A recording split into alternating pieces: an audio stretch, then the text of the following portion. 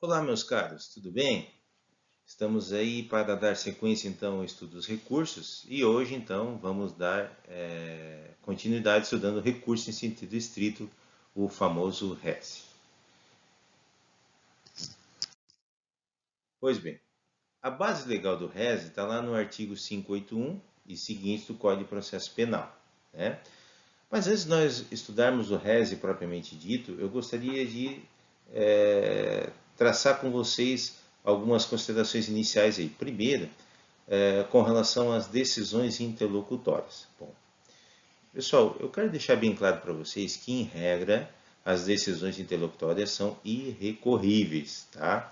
Salvo se porventura estiver listadas lá no rol do 581, né, do Código de Processo Penal, em que aí sim, né, se estiver lá no rol do 581, então caberá recurso em sentido estrito, tá?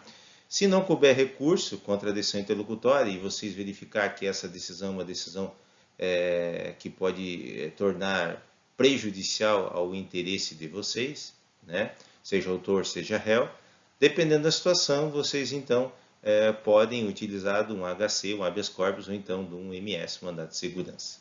Tá? Mas, em regra, as decisões interlocutórias são irrecorríveis, salvo se aquelas decisões previstas lá no rol do 581 do CPP, ok? Bom, outra coisa que eu quero destacar com vocês de início é com relação ao juízo de retratação, tá? Que é o famoso efeito regressivo. Está lá previsto no artigo 589 do CPP, ok? Esse recurso, o RES, comporta então o juízo de retratação. Isso quer dizer o quê? Que se o juiz quiser regularizar, né, a sua decisão, quiser voltar atrás, reformar a sua decisão, no RES é passível, porque ele admite juízo de retratação. Ok? Bom, iniciamos então falando primeiramente sobre os prazos. Tá? Em regra, o RES tem prazo de 5 dias a contar da intimação. Tá lá previsto no artigo 586 do CPP. Então, em regra, 5 dias. Professor, se eu vou fazer uma prova objetiva, não me lembro corretamente do prazo do RES. Posso então chutar nos 5 dias? Claro, a probabilidade é enorme de que você pode acertar chutando no 5 dias. Mas cuidado, por que cuidado? Porque temos duas exceções. Nós temos um RES que cabe no prazo de 20 dias e um RES que cabe no prazo de 15 dias. São as duas exceções. 20 dias é naquela hipótese da inclusão ou exclusão de jurado da lista geral. Existe uma lista geral, né, lá no fórum, e se eu quiser tirar, ou se eu quiser incluir alguém naquela lista, o prazo é de 20 dias a partir do momento que eu tomo ciência da lista de jurados. E tem também uma outra exceção, de acordo com a doutrina, né, que é defendida pela Grinover, que é de 15 dias em caso de ofendido, né, desejar recorrer da decisão em que o Ministério Público ficou inerte e não recorreu. Ou seja, né, por analogia à apelação, né, subsidiariamente à ausência de recurso do Ministério Público, então o ofendido pode recorrer no prazo de 15 dias. Razões e contra-razões, o prazo é de 2 dias, está lá no artigo 588 do CPP. Então, prazo, 5 dias para interpor o recurso, 2 dias para as razões, né, e contra-razões. Ok? Processamento. Em regra, o RES se processa por instrumento, né? Ou seja, eu posso apresentar por petição ou por termo. Tá? Quando for negado o processamento, é cabível carta testemunhável. O que quer dizer isso? Eu recorri através do RES. O juiz entendeu que ele é intempestivo, que não caberia RES. Eu, então, posso recorrer de uma carta testemunhável para, então, decidir sobre o recebimento ou não desse RES. O RES deve ser motivado, né? Deve ser motivado. Então, como ele deve ser motivado, não basta só eu interpor, eu tenho que motivar, eu tenho que oferecer as minhas razões e a parte contrária, então, as contra-razões. Ok? Um OBS que eu quero chamar a atenção para vocês aí é que não é permitido juntar as razões em segundo grau. Por quê? É fácil, né? O RES ele tem juiz de retratação, então se eu for interpor lá em segundo grau, obviamente o juiz aqui de primeiro grau não vai poder se retratar. Então, para evitar esse tipo de situação, né, para evitar um persaltum de que o juiz de primeiro grau acaba não se manifestando, né, não é admitido as razões em segundo grau. Ok? Efeitos. O RESE admite 3 efeitos. O devolutivo, que é aquele efeito que tem em todos os recursos, né? A gente já estudou o que é o efeito devolutivo. O regressivo, que a gente acabou de rever, que é juízo de retratação. E o suspensivo. Lembrando que o suspensivo é aquele efeito que só é admitido por lei. Então, em alguns casos, admite-se efeito suspensivo no RESE, não é em todos, mas em alguns casos, admite-se efeito suspensivo no RESE. A previsão está lá no 584 do CPP.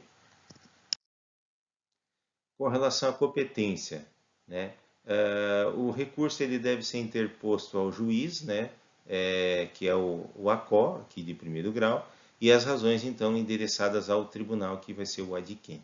Tá? Se não houver retratação, ou seja, se o juízo de primeiro grau não reformar a decisão, então as câmaras lá no tribunal é que vão julgar. O recurso ele vai seguir o contido lá no artigo 582 caput do CPP, tá? E depois então vai ser analisado o mérito da decisão. Eu quero trazer aqui para vocês uma exceção e tomem cuidado com relação a essa exceção, que está a previsão lá no 581, inciso 14 do CPP, que é aquele recurso que é interposto contra o tribunal do júri.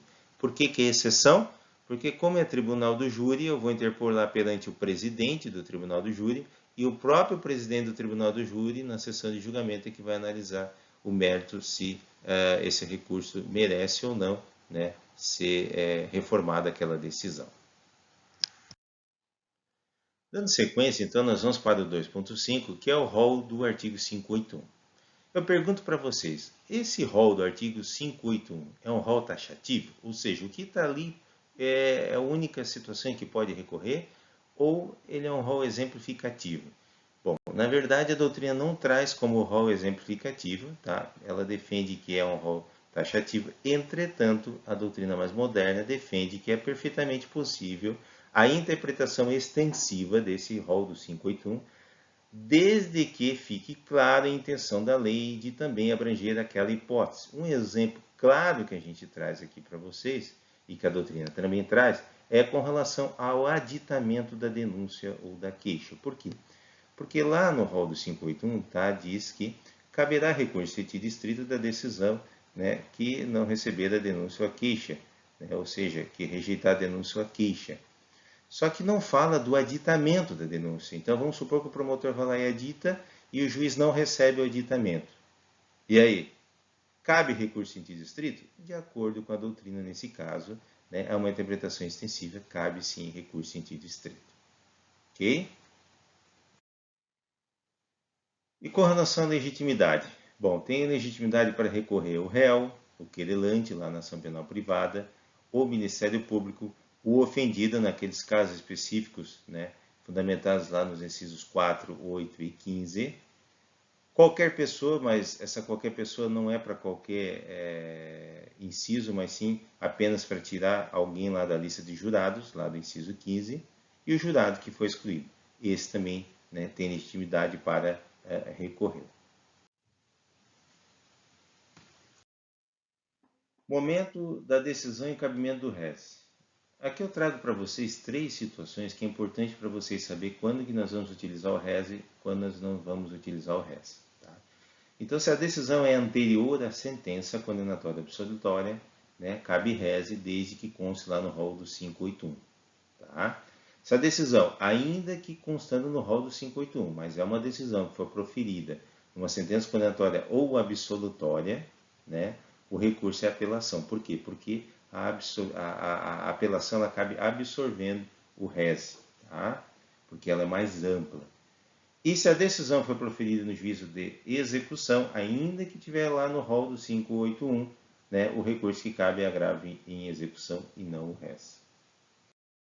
Bom, outro tópico que eu quero trazer para vocês aqui é com relação ao pro et contra, né, e o second event litis. O pro et contra nós utilizamos, né, é cabível para ambas as situações. Quando nós se depararmos com uma situação em que caberá recurso em sentido estrito, né, em duas situações, né, nós podemos recorrer escolhendo uma de ambas as situações. Um exemplo é lá o inciso 8º e o inciso 9º. Né? Por exemplo, está falando da decretação da prescrição e o inciso 9º está falando que indefere a prescrição. Então veja que nas duas situações caberá o recurso de distrito, tá? Dependendo da situação, o autor ou então para o réu. Tá? Quando já se fala em second event litis, é cabível apenas para uma hipótese de decisão. Né? Na maioria dos casos só cabe numa hipótese. Por exemplo, no inciso 4, que pronunciar o réu. Então, se vocês abrirem o rol do 581, vocês vão ver que não tem mais nenhuma situação que fala de pronúncia do réu. Então, quando ele cabe somente numa situação, se fala second event litis. Dando sequência, vamos estudar então os incisos lá do artigo 581 do CPP. Bom, o artigo 581 ele é autoexplicativo, né? Ele é de fácil compreensão, não vamos ficar aqui lendo ele todo, depois vocês pausam, dão uma lida, né? Mas eu quero chamar a atenção para vocês para algumas situações. Primeiro é com relação ao inciso 1, que fala do não recebimento da denúncia ou da queixa. Cuidado! Se o juiz receber a denúncia ou a queixa, em regra, não cabe recurso. Tá? Não cabe recurso dessa decisão. Tá? Ok? Professor, mas é uma situação clara. Está evidente que isso vai causar prejuízo ao réu. Bom, aí vocês podem impetrar um habeas corpus, dependendo da situação. Tá? Mas recurso não cabe. Certo?